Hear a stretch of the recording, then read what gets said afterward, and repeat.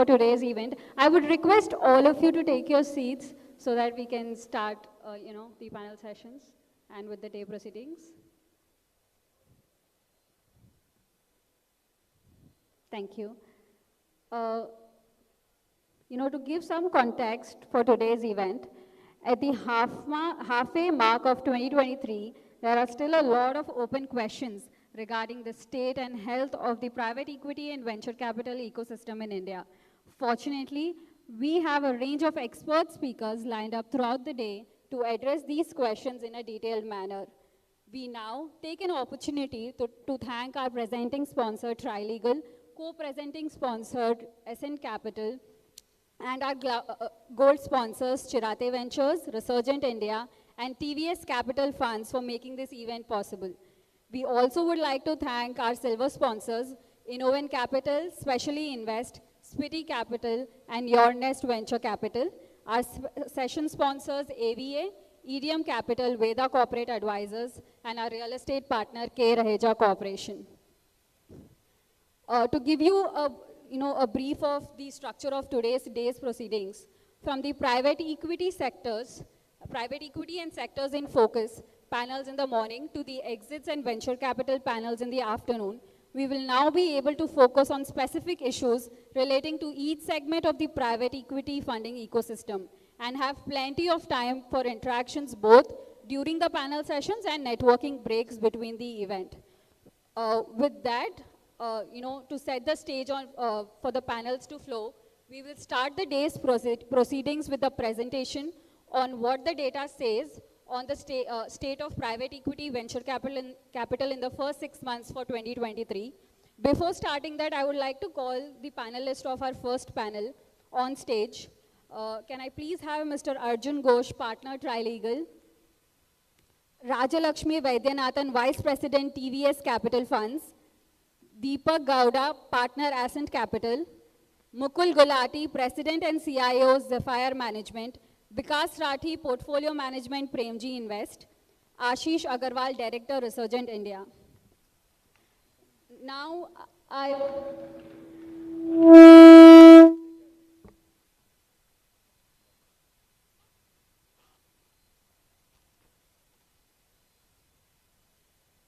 I would like our founder, Mr. Arun Natarajan, founder of Venture Intelligence, to give a brief PPT on the private equity presentation that we have.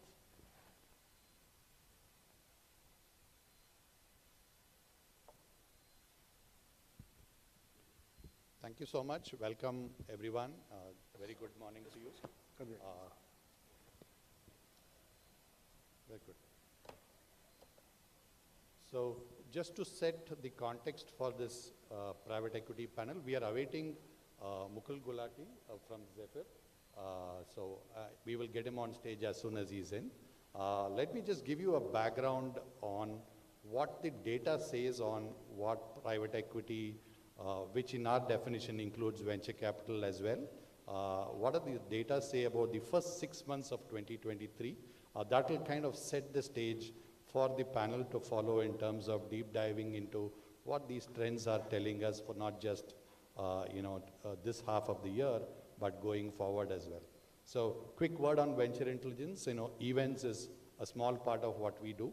Our bread and butter is our data business. So, we have a private equity venture deals database going back to 1998. So, we've been tracking industry since pre-2000.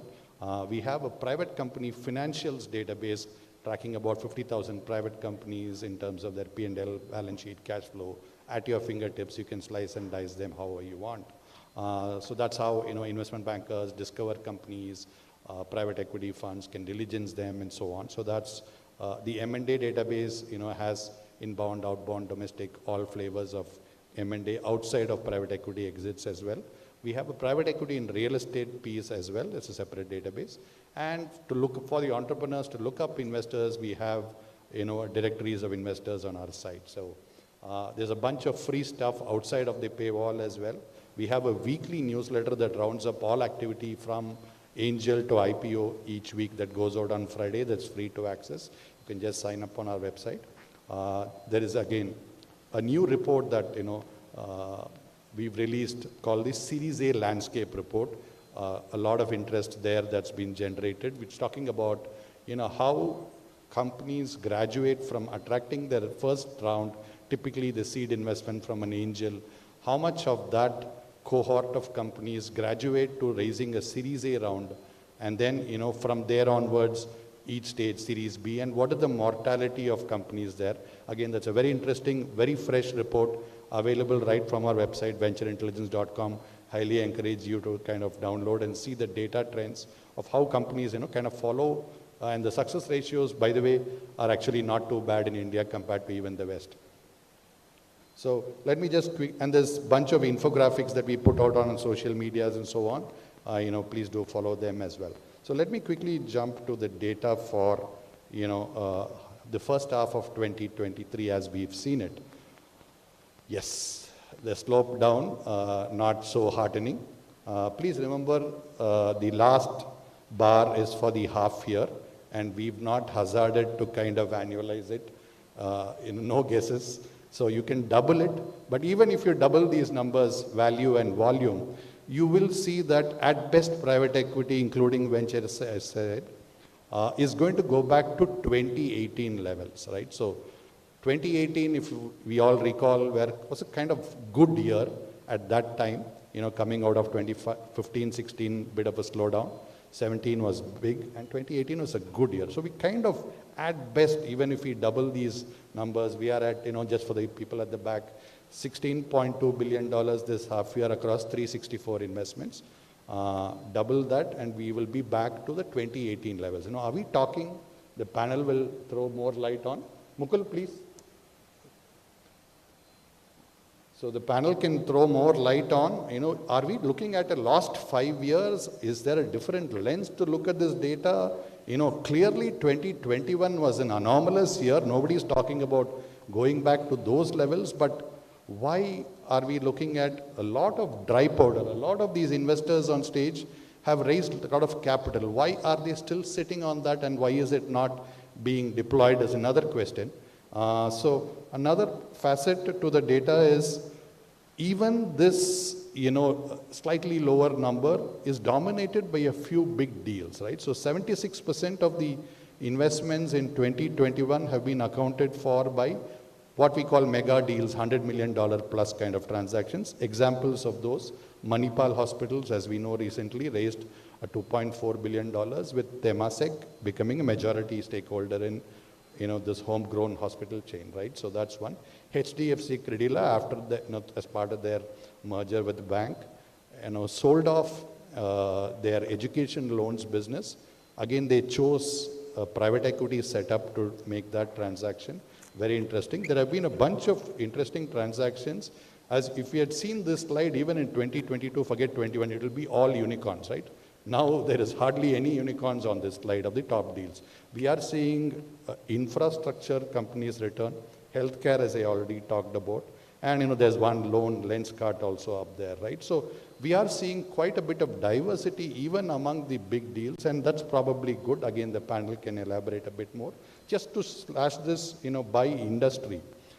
Tech and tech-enabled services, again, the 2018 reference for Mukul's benefit, we are kind of going back to that kind of time frame. A third of the market used to be tech and tech-enabled services pre-2018 consistently. And come Geo in 2020, that big pink bar there is actually telecom. It was all digital, that took over. And as you can see, that brown, bar, that's kind of come down to back to 30%, in this half year. What has taken the space in those deals? Energy has come back strongly. We saw a buyout there as well. Financial services continues to be a good second, depending on the season. Healthcare has made a comeback. Interestingly, manufacturing too has kind of attracted investments, in the recent half year. So let me just give you one optimistic note to leave on. After having seen this, slide, we've now broken this data down by quarter. And in the most recent quarter, Q2 23, we've seen $10.5 billion go in across 183 investments. And that is kind of flattening compared to the previous quarter, as you can see. So is the worst over? All crystal balls or with this panel. Thank you so much. Thanks, Arun.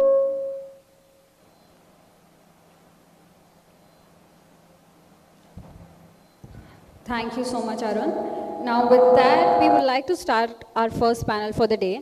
I would like to first introduce the moderator for the first panel, Mr. Arjun Ghosh, partner Trilegal. Arjun Ghosh is partner at Trilegal and member of the corporate practice group. He has a diverse range of expertise that includes private equity, general corporate matters, merger and acquisition, and distressed assets. Arjun advises private equity firms and other corporate clients on various transactions, including minority investments, controlled deals, buyouts, acquisition, finance, exits, and other corporate-related issues. He has experience working across multiple sectors, including infrastructure, particularly renewable energy and ports, tech and financial services. Arjun has recently been involved in several notable private equity transactions within the asset and wealth management industry. Now I would want Arun to take over the panel. Thanks for that. That was very kind of you to speak so much about me. But yes, I'm a corporate partner based in Bangalore at Trilegal. And I'd like to ask the panelists to perhaps introduce themselves, and then we can kick this off. It's going to be an interesting session. I think we are at the half year, and the trends, as Arun pointed out, look like the market is maturing, but is there cause for worry? We should discuss that. Maybe Deepak, we'll start with you. My name is Deepak. I'm with Ascent Capital. Ascent Capital is essentially a growth capital investor investing in across four sectors.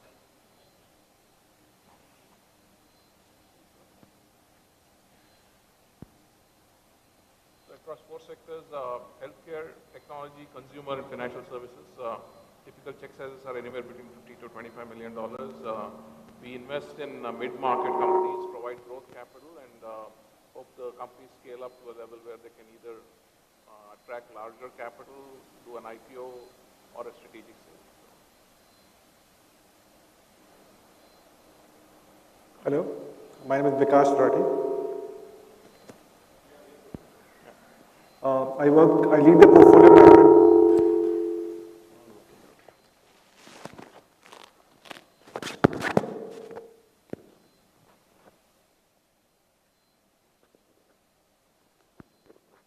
Hello, is it better now? Yeah. So I lead the portfolio management practice at PMG Invest for India Growth Equity. PMG Invest, as you would be aware, is a $10 billion fully domestic capital Indian fund, right? We have four specialties. We invest into buyouts. We have a large buyout practice. Our largest exposure into is financial services. So we are investors into companies like SBI General Insurance and multiple other financial services companies. We have a large exposure to technology and technology-led investments as well. So PNG Invest is a large investor in companies like FirstCry, Lenskart, Purple, and then we have a consumer practice as well, where we are investors in companies like ID Fresh, Sleep Company, and the like. I myself also lead the healthcare investments at PNG Invest. So we've just formed a JV with Tube Investments of India on medical conveniences. We also are looking to start other buyout vertical where we will probably focus on medical equipment as well. So, you can't hear me?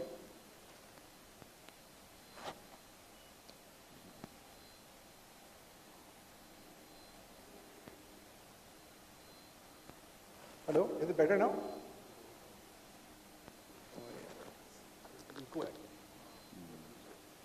Is it better? I think it's over the better. Can you hear me now? Okay. Now when do you start? Ashish, maybe. Okay. Yeah, good morning to all. So I'm Ashish Agrawal from Resurgent India Limited. So Resurgent India Limited is a investment banking or merchant banking firm. We are into multiple financial sector services actually, and so we are known the debt advisor in the country actually. So after SBI, we are the second largest debt advisor in the country actually. But of late, we have ventured into the private equity and M&A space also, where we are basically helping the companies which are into the the requirement between $5 million to $50 million actually, and the focus area which we have actually, which is the BFSI, consumer, and the retail. And currently we are more focusing on the renewable and EV side actually. Green financing is one of the area which is taking shape in the country actually. So we are there also, and we have Pan India presence. So we do, we have one more activity also where we raise funds for funds also. So that's about the research in India. Okay, thank you. Good morning, I'm Mukul Gulati. It's my pleasure to be here. I oversee global investment activities for Zephyr Management, which is a New York-based global asset manager and wealth manager. Currently, our private investments are in 3 countries, 3 markets, India, Sri Lanka, and Africa. In India, we work in 3 sectors, food and agri-tech, financial services, and infrastructure services. It is nice to see everyone. Thanks, Mukul. Good morning, everyone. I'm Radha Lakshmi from TVS Capital Fund.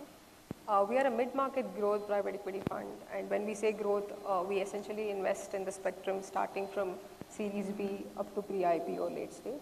We've been in the investment management business for 15 years now, and are active investors in 2 large sectors, financial services and B2B services. It's wonderful to be here now, and looking forward to meeting all of you and having a great conversation. Thank you. Thanks, everyone. I think let's take a recap at what the new normal exactly is. I think the last 4 years have seen one black swan event after another. We have COVID, we have rising geopolitical tensions, we have war in Ukraine, we have, in the midst of it all, extremely high deal volumes and deal levels in the 2 years, followed with now a dip, and we have our, the bottom falling out of the tech companies in India and a funding winter. So where does that actually leave us in the grand scheme of things? As Arun pointed out, the data seems to indicate that we're kind of resetting back to what 2018 was before all of this craziness started. And what does it really mean while we're sitting in July of 2023? I think I'll lead with Vikash. What are the sort of trends that you're seeing, and what were your expectations going into 2023, and how have they panned out or not panned out, for instance? Can you guys hear me now? It's better? So I think, look, to us, what is clear is that the momentum investors, right, the guys who are actually giving you the unicorns every week, every day of the week, right, are not going to be there in the market for the near term, probably for next 3 to 5 years, right? Premji Invest, as you would be aware, is a large fund of fund investor as well. And we have a fairly large book in the US, right? The funds which were tracking 45% IRR last year around this time are now tracking low single digits, right? And this is, I'm saying, the top investors in the US, right? Now, if you go to slightly below that, the guys who are most aggressive, those probably will be trending to negative returns. And the low interest regime, which was probably driving all of this, capital infusion, is not there anymore, and probably will not be there anymore for next, near future, right? So what we are seeing right now very clearly is that the traditional way of equity investing, where you focus on processes, discipline, diligence, has come down and is now the primary, driver for investments. So if you see funds like Premji Invest, which are actually fairly traditional in the way they invest in the companies, have probably gone unscathed, right? So our portfolio is tracking the similar kind of returns as we were tracking last year, maybe 2% lower, but largely we are there. So that is the first thing. Second thing which we are seeing is that Indian capital, right, which was probably not a source of capital for our industry, has come up in a big manner. We are seeing a lot more interest amongst HNIs, Indian corporates to really invest into India, startup story. And it is happening both ways, from them becoming an LP into the funds and also giving exits to folks like us, right, who are already investors into large, startups, right? Third thing, which is also pretty clear, is that one very good thing has happened is that these governance issues which have cropped up in a lot of startups, right, have really focused folks to now focus on the right matrices. Earlier, when an investor like Premji was at the cap table asking those questions, suddenly you were disliked, you were not the most popular, right? Because all 4 or 5 other investors will probably focus on only follow-on fundraise, follow-on fundraise, follow-on fundraise without really focusing on the business matrices. So now we are seeing our voices being respected, valued, given much more credence and importance than before. And for example, folks said about deal volume not being there. I have done in my 23 months at PMG Invest about 18 deals. In last month, we have closed 3 deals, $100 million investment in TVS Credit. Last week, we announced an investment in a company called Jiva, a $40 million investment, and you will see such investments getting into announced more in next 1 or 2 months, right? Fourth thing, which is also pretty clear to us, is that folks like us with large capital pools will now look at buyout investing as a strong asset class, right? So in our fund, we are very clear that buyout will be a theme where we will spend a lot of time and energy. As a country, what is very clear is that there are sectors which will see secular growth in the next 5, 7, 10 years, right? You pick some of those sectors, you take out the execution risk, you take out the governance risk by putting your own team, by putting your own processes, by putting the right kind of board, and then focus on the right objectives. There is enough and more takers for those kind of companies in the capital markets right now. So when we look at exits now, we are not looking at sale to A, B, and C. We are looking for IPO in Indian market in 5, 7 years time frame. So in last 3 years, PNG Invest has really launched 4 verticals. Now the thesis is to launch 2 or 3 more verticals. We are into plastic, we are into packaging now, we are into chemicals. I myself lead in healthcare consumable platform which we have set up with Tube India. So that the kind of delta which was there, which was dependent on the management discretion, that how will the management play out, we're just taking out of the equation. We will put our own teams, we will put our own kind of processes and make sure that we have the right outcomes. So I leave it like that and we'll probably take it there. I think you hit the nail on the head. Increased vigilance and diligence on how you do your deals is perhaps one of the reasons why we are seeing the deal volume come down and the deal numbers not look at as astronomical.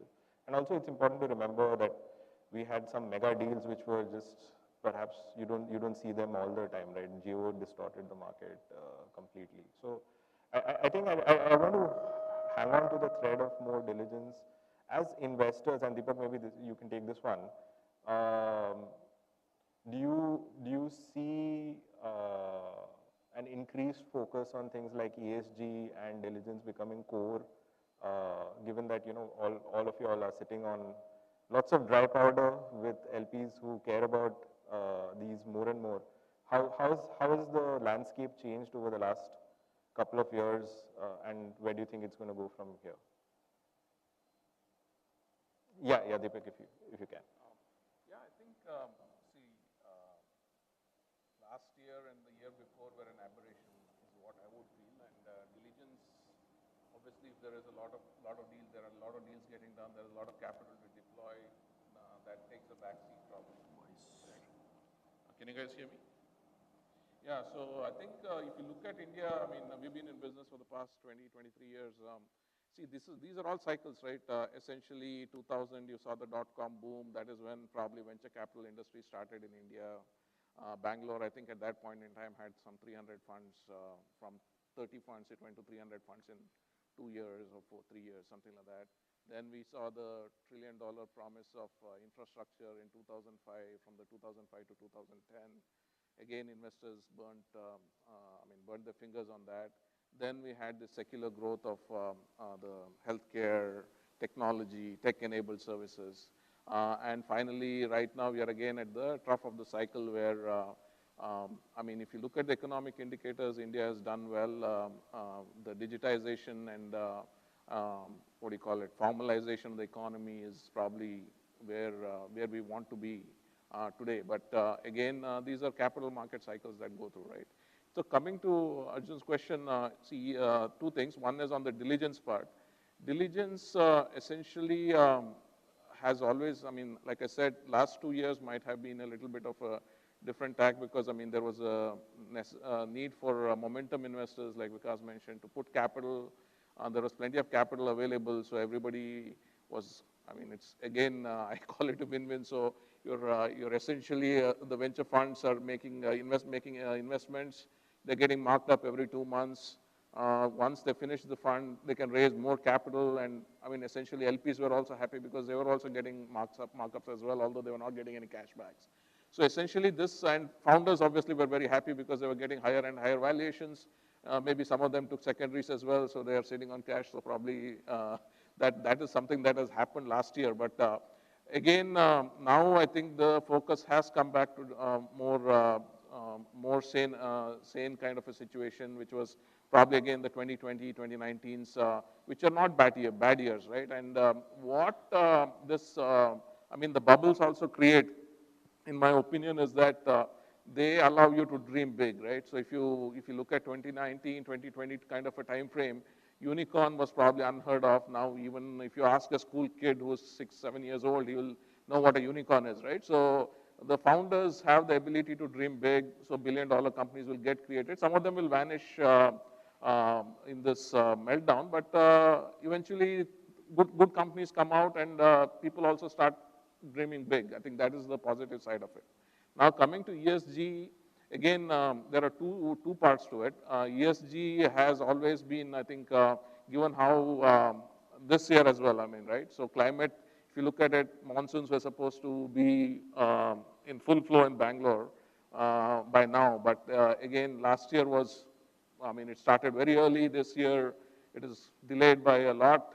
So climate change is real, it is there, and I mean, we should have acted maybe 20 years ago, but at least better late than never, right? So that is something that is going to be on the forefront for both public market investors as well as private market investors. If you look at it in the US, there are a lot of funds that invest based on ESG scores. They don't invest in companies. There is a negative list that they don't invest at all. And the source of all of this is, again, not like we are trying to do good or anything like that. It is a byproduct. The source is essentially that our investors want this to happen because they have their mandates that we need to be, I mean, for a country like India, we need to be compliant with ESG, where we had very low standards for that. But now, given that funds have taken DFI money, which is the domestic, the development financial money, and they are well versed in some of these patterns and diligences and things like that. So ESG is going to be important. But the other part now, I think a lot of the DFIs have also moved towards impact. So essentially, how is my capital impacting the lower strata of society? How is it impacting the broader ecosystem, the local communities? So that is going to become more and more important as well, in my opinion.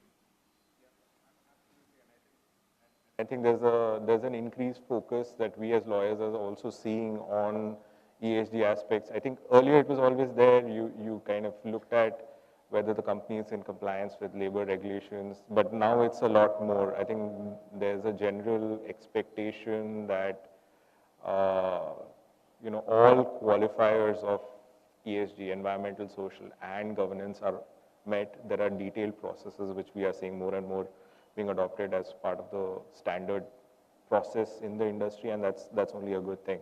So maybe, Mukul, I'll go to you, and how do you think India is doing overall, given that PE trends globally seem to be dipping? How would you say India is doing? Let's talk about the big picture for a second. So we talked about the excesses of the last 2 years, actually 2020 and 21. And 22, things started slowing down. And much of that was driven by Fed policy. Post-COVID stimulus, 0% interest rates, spending in the US and Europe to some extent, and that led to euphoria all over the world, India, China, United States. And then when the Fed started raising, then obviously these excesses were curbed, and I think long-term that's healthy. And if you saw the inflation print in the US yesterday, CPI was about 3%. And so that signals that the Fed is going to pause, okay? And the markets in the US, the public markets, had anticipated this decline in inflation and the inevitable pausing of the Federal Reserve. NASDAQ this year, year to date, first 6 months is up about 40%. And that's unprecedented. That's like the highest increase over a 6-month period over the last 40 years.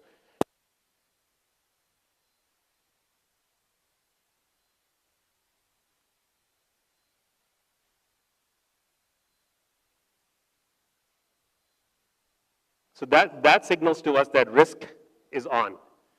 And let's talk about how India is positioned in this global landscape. You've heard this a million times. The geopolitical rivalry between the United States and China is real, okay? And there are two aspects to it. One is strategic, and second is financial. Strategic part is that multinationals will go China plus one, and they're looking for places which is either Vietnam or Bangladesh and potentially India. And India still doesn't have its act together on that front, and we need to do more in this country to get manufacturing jobs. But it's going to happen, maybe at a slower pace than we expect, but it's happening. And it's a huge opportunity for the country. The financial piece is ahead of the strategic piece. Where people look all over the world, China is not accessible for a range of reasons. Europe is mired in 2% or lower than 2% growth. There is war with Ukraine. And so where do people go? So the macro interest very much in the global investment community is in India. And you see evidence of that in the public markets. And foreign flows, institutional investment flows in the stock markets are increasing. And I could tell you, from the private investment side, whether it's private equity or venture capital, there is a lot of interest just because of India's macro positioning. I think someone mentioned here on the panel correctly about digitization in India. And that's profound. And that is allowing small businesses, startup businesses, to use technology to be competitive with large incumbents. That is attracting interest. Now, the historical experience for global limited partners in India over the last 20 years is just so-so. It's not great, it's not bad, but India has not lived up to its expectations delivering returns. Individual funds have, but the market as a whole. But despite all that backdrop, despite the carnage and the so-called funding winter over starting in 22 and extending into 23, there is a lot of interest. Now, individual deals are slow because we are still working through the excesses over the last 2.5 years. People who raise money, at a certain price will not raise money at the same price. So there is some inertia there amongst investors and founders. As that rationalizes, you will see actual capital flow in the market increase dramatically. So if you look at the next 5 years, it is going to be an amazing time to invest in India. Mukul, and I think the other thing that we did see was a huge amount of fundraising by funds in the last 2 years, where you have a lot of dry powder sitting there. So, Rajiv, this is probably for you, and I know financial services is evergreen, but for the COVID related delays. But where do you see financial services, and what are the sectors that you think will receive a lot more attention than they have in the past, or maybe they'll continue to be constants? Maybe you can talk about that. Yeah, Ajay, I think the point you mentioned in terms of dry powder being at its highest, right? And given that we are a 100% domestic capital fund, obviously we double click into that to look at today what is it that the domestic investors are contributing towards the flows that we are seeing in the AIF industry. Now that number is somewhere around 20%. So from the country's perspective, you actually look at very large pools of capital, whether today this is the insurance pools or the pension pools. Now a rough number says that the pension pool could actually be as large as $500 billion. Much of this today actually hasn't come into the PEVC industry. Now take a global comparison, right? If you look at endowment funds or pension funds globally, their allocations towards alternatives are anywhere between 20 to 40%. So I think a lot of this funding getting channelized into the PEVC industry is definitely going to be a big fillip as far as our sector is concerned. Now, Arjun, going to your second point, where you talked about financial services, right? Yes, this has been the core of what we do. In fact, from our current fund, 90% of our investments are in financial services. So what makes us very confident about double dipping and doing so much of investments in financial services? I think some part of it comes from the confidence that we get from the regulation side. So if you look at the regulator's role, I think it's been paramount from two perspectives. I think one is they've put in place large frameworks for innovation on which the private sector has built. Now, if you compare this to what physical infra and the multiplier effect that physical infra has seen on GDP, it's possibly very similar, right? Private sector today has built on top of this innovation to build excellent business models in fintech.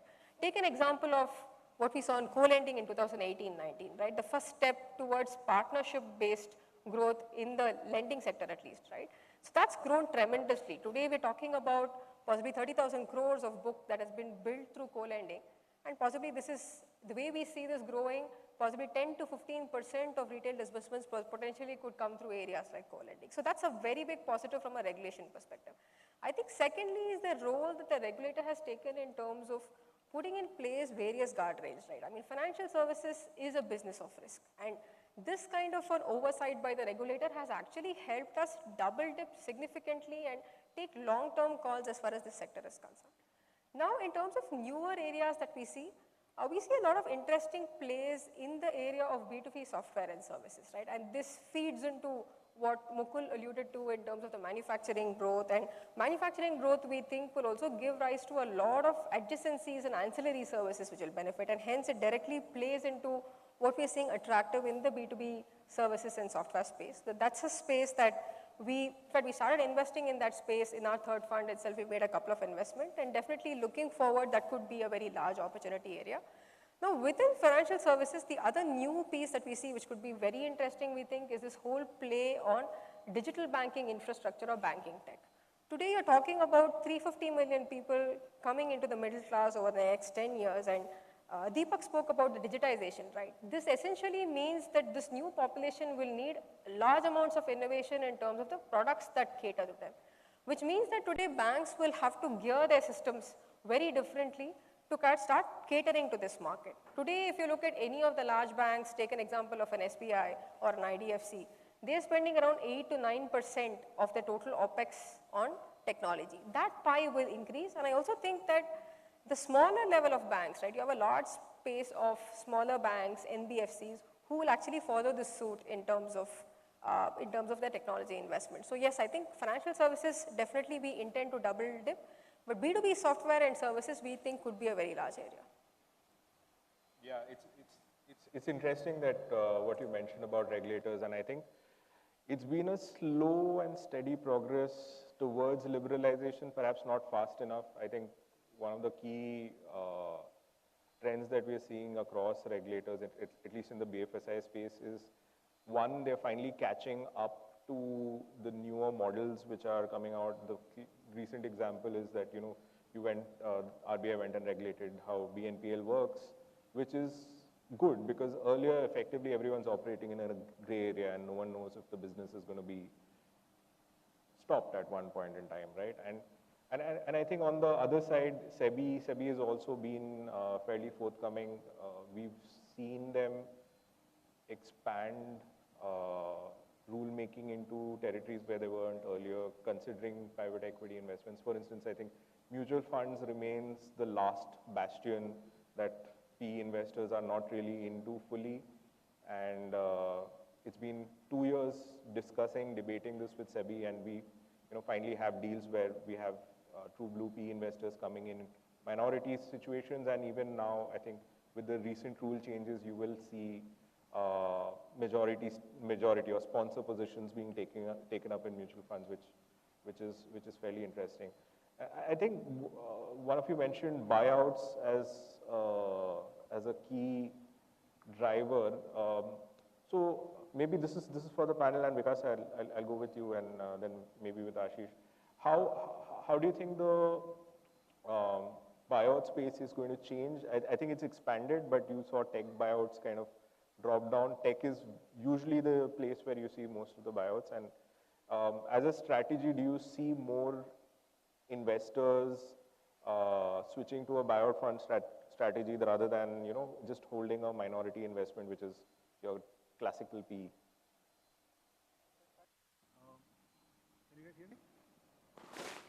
Can you guys hear me? Yeah. Look, I think the play of buyout is very simple. And when I think about it, it's not only tech actually. It is sector agnostic.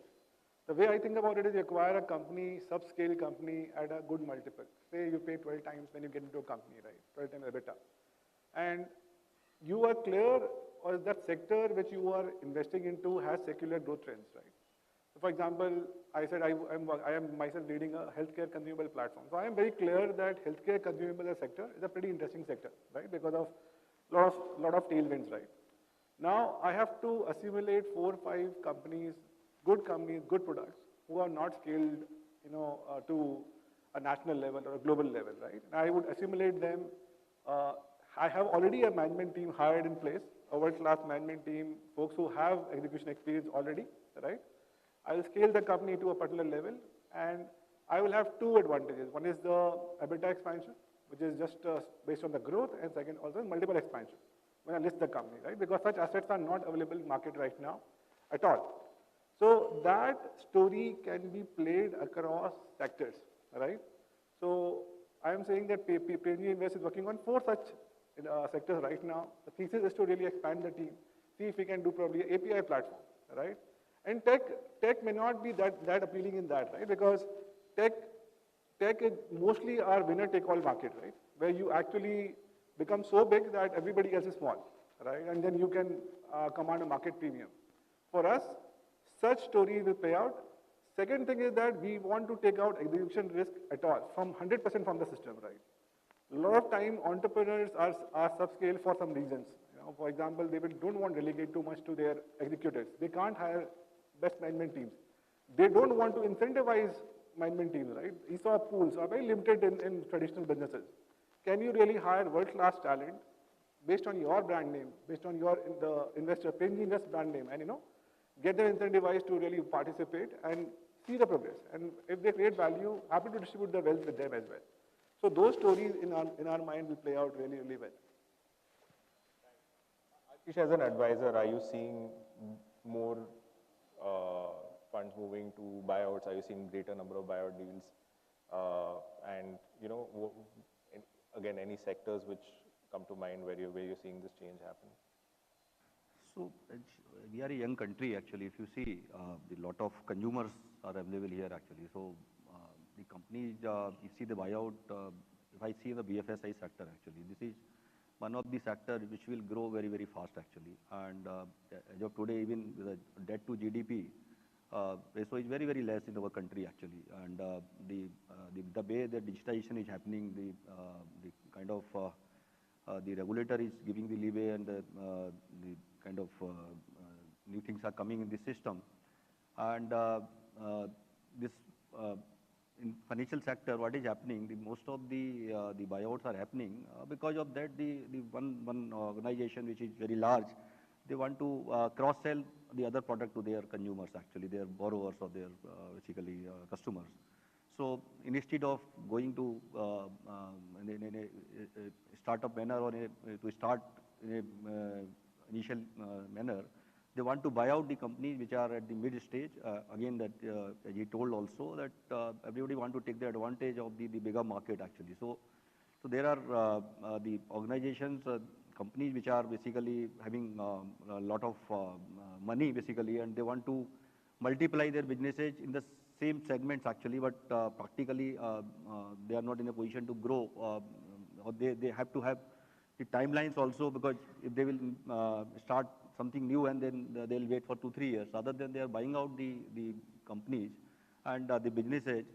As he told also that the management and the all infrastructure, everything is available. So in financial sector, if you see the buyouts are happening, and the many small banks are also now buying out by the large banks, and some deals are in the pipeline. We'll get very soon some of the large names which are buying out the small banks actually. That is another area. And then the NBFCs, if you see, the many NBFCs bought over the HFCs and the microfinance companies also. So financial sector is one of the area what I believe actually this will remain like that, where the buyout will happen. And the many funds have also come. They are looking to buy out actually. Like very recently, the Kedara bought this Spandana stake actually. So there will be many buyouts in this sector. And in the healthcare again, you see that all large names have been taken over by the large funds of the world. So this will remain. And in India, because there is a limitation of the promoters also, so they cannot take it to the next level, then the funds will come and they'll buy out a lot of money. So this will remain actually. What Spoke about, right? I think specifically as far as today, this whole play around fragmented spaces and what buyout can do there, right? At TVS Capital, we call this strategy as a part of the larger buyout universe as platform investing.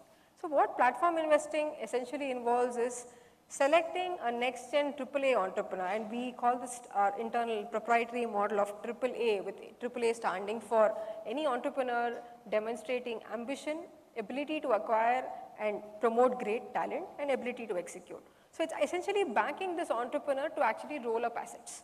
And these assets could be rolled up either more as a revenue play or a margin play. Now take an example of one of our own portfolio companies, right, UB. When we entered this company was a credit infrastructure company. We subsequently saw that after our funding, they actually went to roll on a collection infrastructure player and subsequently moved on into the underwriting and the analytics play, right? So I think as we move towards full-fledged buyouts, these kind of transactions are going to be more prevalent as far as mid-market is concerned, and this is definitely an area we're looking at. The other point which Ashish spoke about, right, I think is relevant. We always think of buyout from the perception of, is the Indian founder today actually willing to sell businesses and cede control to a larger investor, right? That's been like a big question. Now, post-COVID, we've seen that inclination has changed dramatically. I mean, today, if you take any large Indian family conglomerate, we actually see 70% of their revenues coming from one or two core subsidiaries. And then you have a whole host of fragmented subsidiaries actually contributing to the remaining 30%, and most of these being non-core. The KPN deal is an example, right, in terms of how today a family kind of a business was appreciated the value of having a larger investor come in and drive business value. So I think family businesses definitely show a lot of potential in terms of the demand side for buyout. And over this, you layer the aspects of various succession issues that we see, second layer of second generations not wanting to take forward the business, or second generations actually trampling over each other's toes because there's no clarity in terms of succession, right? I think all of these pockets definitely presents very attractive businesses from a buyout perspective. Yeah, you're right. I think that's what you said is the key, right? In terms of managing succession, hiving of non-core businesses, and also I think there's a greater realization of the synergies in actually having a partner to take you to the next level, which a lot of companies were not able to do just by themselves, navigate, you know, the rigors of doing an IPO, getting an act cleaned up, all of that. So maybe I'll take 2 minutes to just query the panel in general, and maybe Deepak, you can go first, and Mukul. What do you think India can be doing better in terms of, you know, the regulatory landscape, attracting more investments, ease of doing business in India, right? As an example, like if you read the papers yesterday, we have this whole online gaming. The government wants to legitimize it in one arm of the government, and the other arm of the government wants to tax it at 28%. So that's like $10 billion sitting in that business. What do investors take from this? How do you predict where things are going to go? I think policy consistency has been a huge challenge for India. And no doubt we have made significant progress through multiple governments over the last 20 years. We are in a much better place today than we were. But we are far from being an easy, transparent place to do business. And the example that you have from yesterday is a good one. No judgment there. Whether the government wants to tax gambling or not is their decision. But is the inconsistency and unpredictability of policy that's a problem? Because if you put in $20 million, $50 million in a gaming company based on a certain assumption of tax regime, then your underwriting is out of the window. That inconsistency we need to address.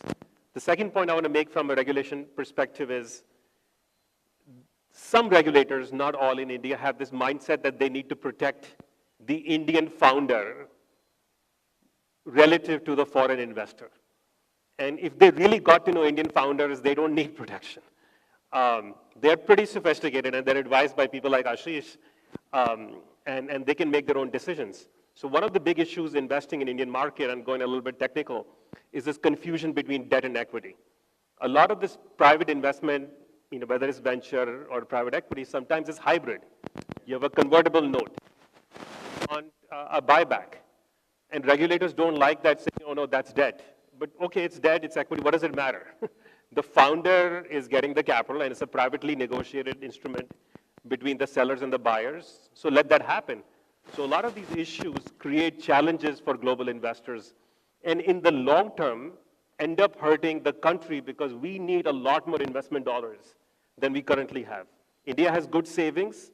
Savings are being mobilized, as you said. It's still not enough.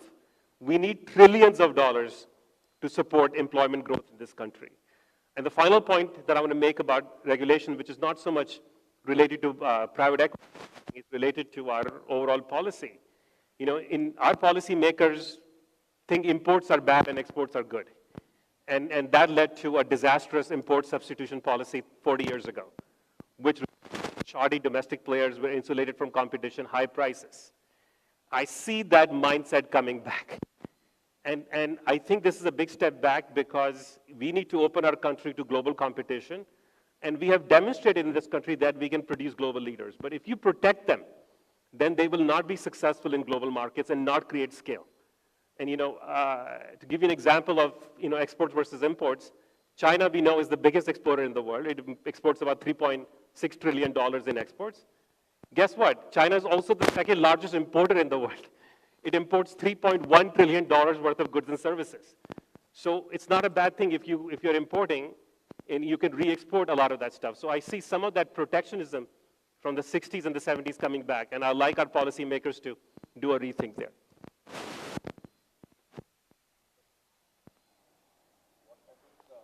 One of the general misconceptions is that India is the golden goose where everybody is waiting to pluck a feather out of it, but reality is sadly different, right? So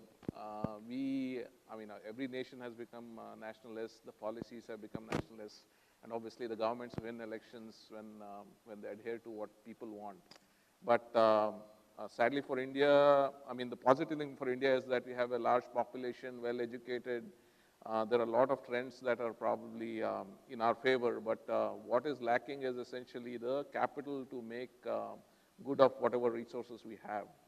So yeah, I think the best way to do it is attract as much as capital as possible with least amount of resistance. I can talk from a private equity perspective as well. If you look at it, domestic fund managers have a terrible time here, so a lot of people are sitting overseas trying to invest in India. Having a gift city, why do we need a gift city?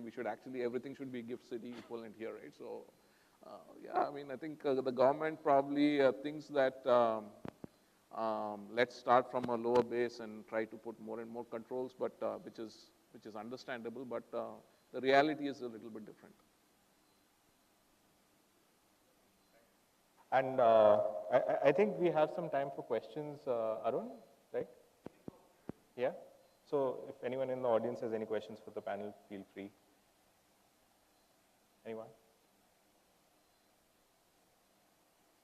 Yes. One mic for the gentleman, please.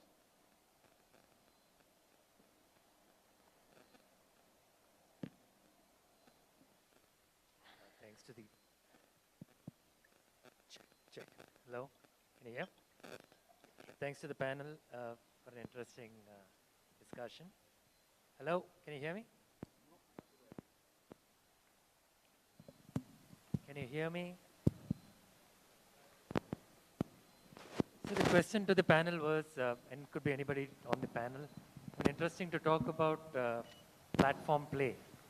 But what I have noticed, and maybe I'm wrong, that funds to a large extent are a lot more, they take a little more time to warm up to platform play, in the sense that especially in tech, you see a lot of interesting models come up in India. But we see a lot of this getting funded from, and it could be genomics too. I'm just talking generically, genomics too. So I'm talking generically. I see a lot of activity and I should say adoption from funds outside the country than from fund houses inside. Don't know what the mandate is for each of the funds, but is there a play to this, and are you all looking at platform play to a certain extent? This is particularly in the area of deep tech, where if you either take blockchain-based technologies or whether you take pure platform plays in various large platforms that are coming out today, I see a little bit of a reluctance of funds in India to warm up to these sort of platform programs. Let me just start, and I want to build on what was said before and respond to your question in a moment. Uh, India is ripe for buyouts, but if you look at both India and China or other emerging markets, relative to Europe and the United States, the number of buyouts are still lower, significantly lower as a percentage of private capital. Reasons were discussed.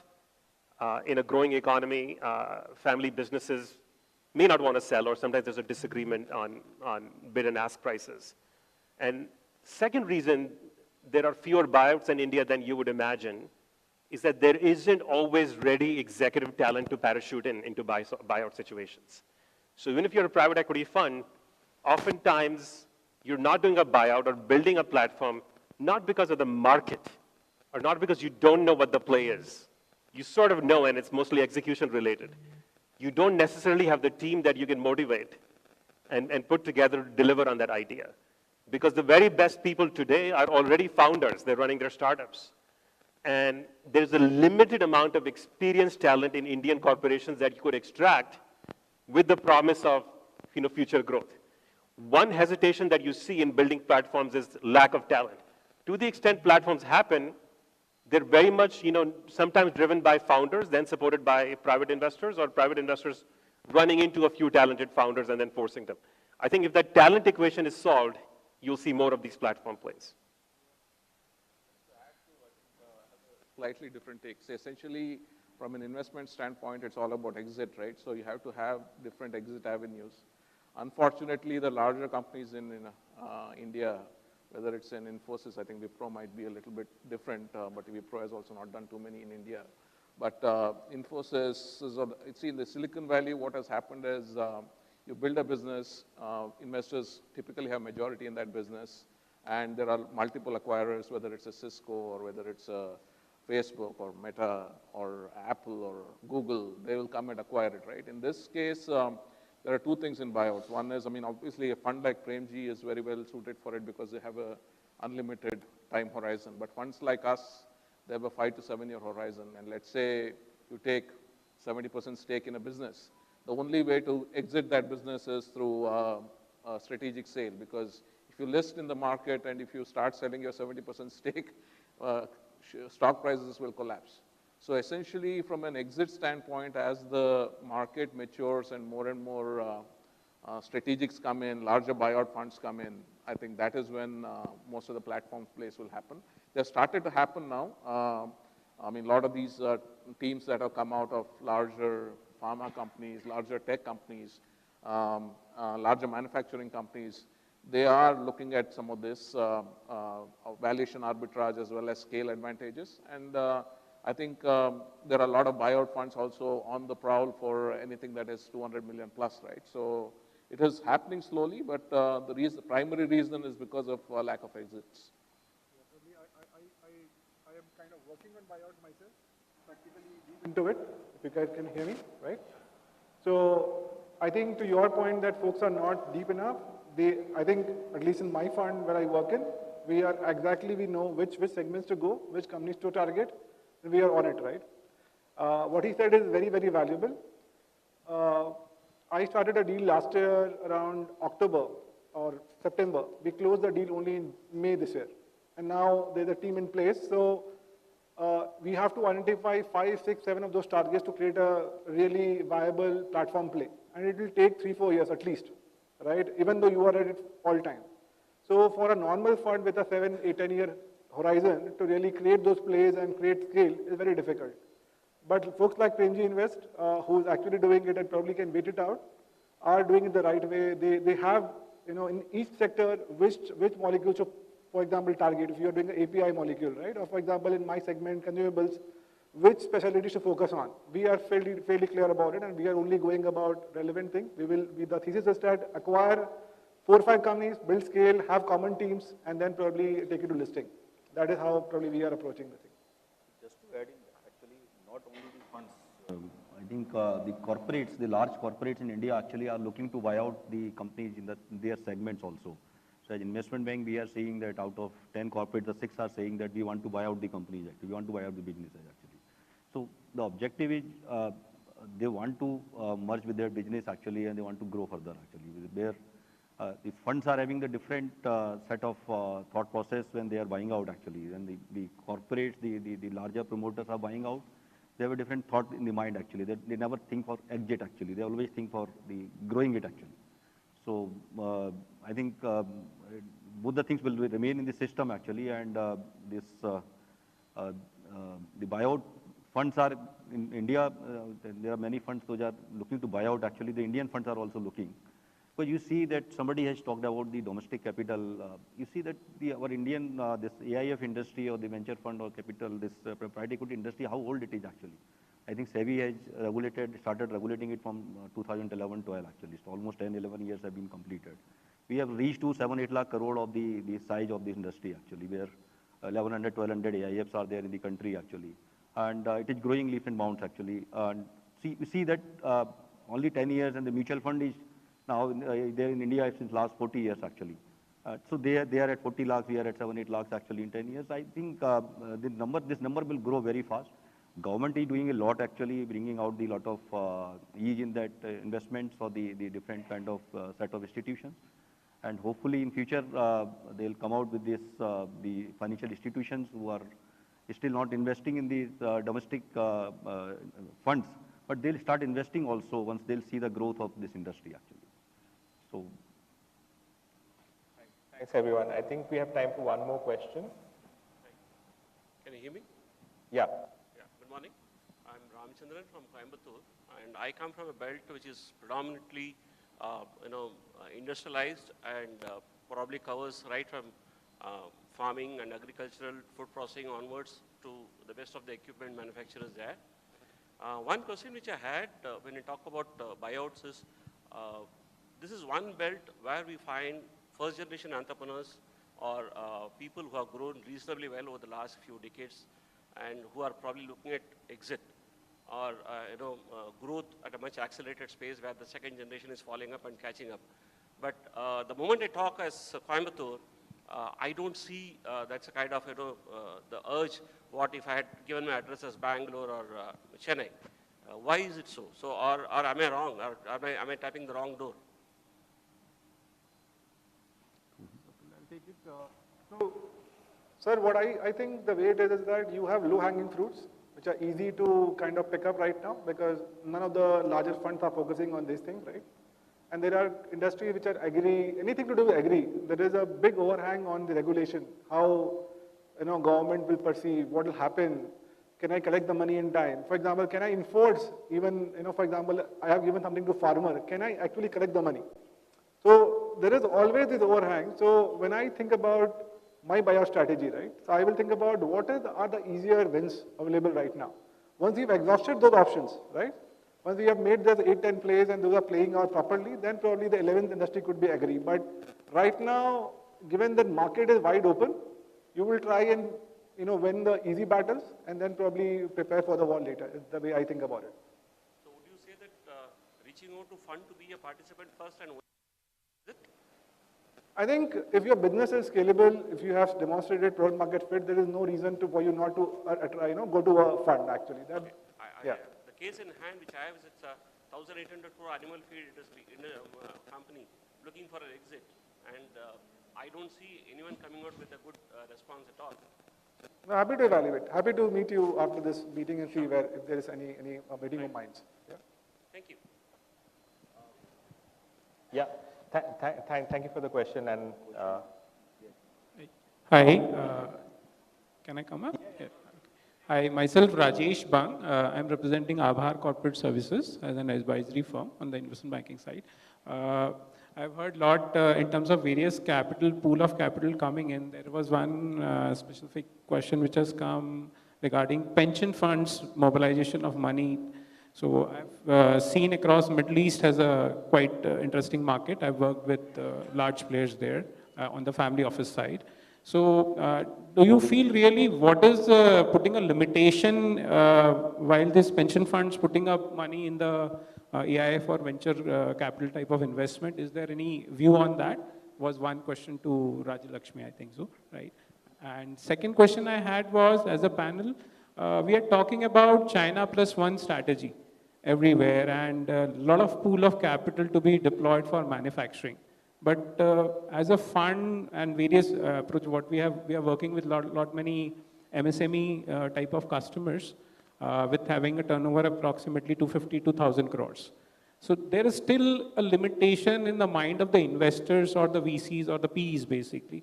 Is there any, can you throw some light on how more capital can come in, or what's your view as a panel on the China Plus One strategy as manufacturing? Thank you. Take the second question first, and thank you. Investors are looking for 25% D-level IRR. Then you'll have a fund level return of 20%. Generally, for a small manufacturing business, that's hard to achieve unless angle of technology. So if it's robotics, or if it's even, it could be a regular consumer good, then you need branding, you need global scale. A small business that just does basic components or chemicals, etc., those kinds of returns are hard to achieve.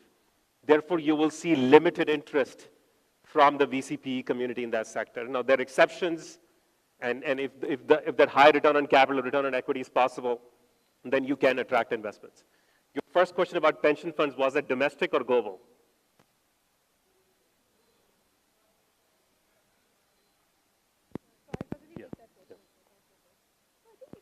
From the Indian pool of capital perspective, right? So insurance pools also, if you look at it, have been severely quite untapped, right?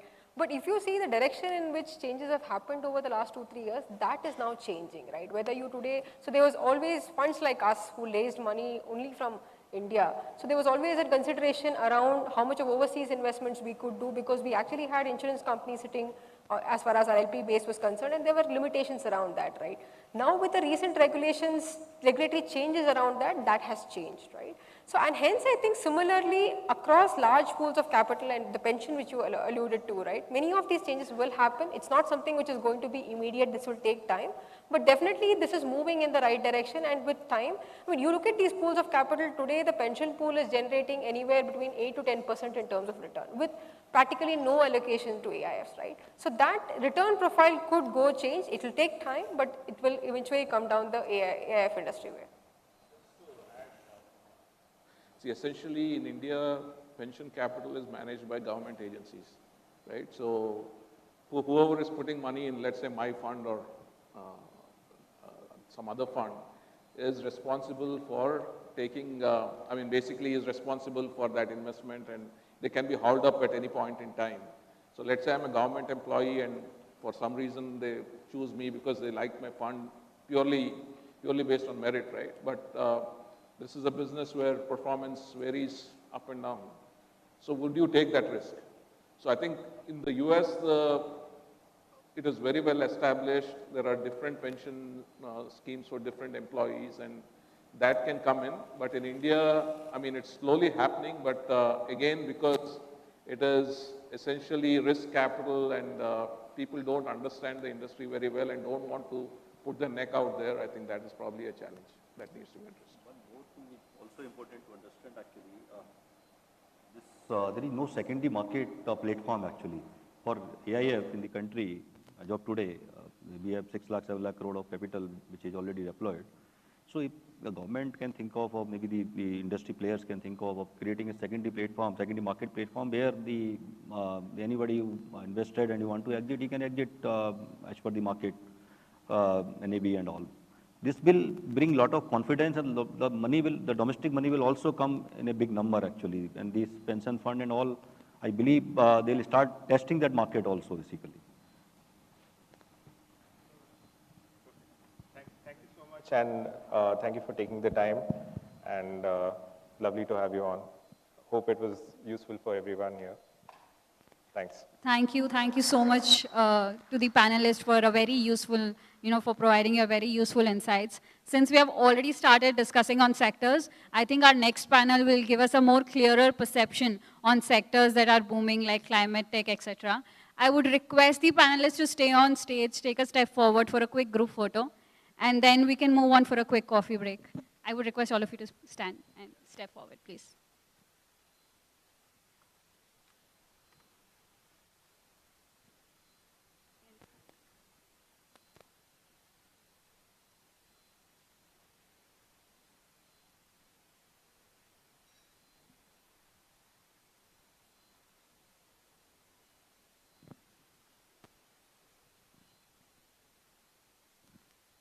We will start our next panel session by 11:30. Thank you.